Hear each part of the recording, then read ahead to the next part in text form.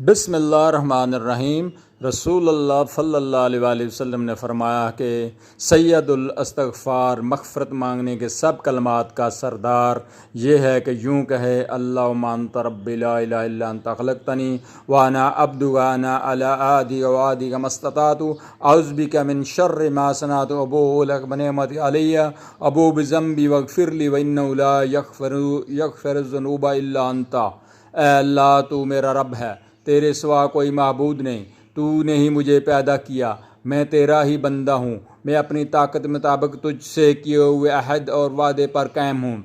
इस बुरी हरकतों के अजाब से जो मैंने की हैं तेरी पनाह मांगता हूँ। मुझ पर तेरी नेमतें हैं, इसका इकरार करता हूँ, मेरी मग़फ़िरत कर दे कि तेरे सिवा कोई भी गुनाह माफ़ नहीं करता। हज़रत सल्लल्लाहु अलैहि वसल्लम ने फरमाया कि जिसने इस दुआ के अल्फाज पर यकीन रखते हुए दिल से इनको कह लिया और इसी दिन इसका इंतकाल हो गया, शाम होने से पहले तो वो जन्नती है। जिसने इस दुआ के अल्फाज पर यकीन रखते हुए रात में इनको पढ़ लिया फिर इसका सुबह होने से पहले इंतकाल हो गया, वो जन्नती है। सही बुखारी हदीस नंबर 6306।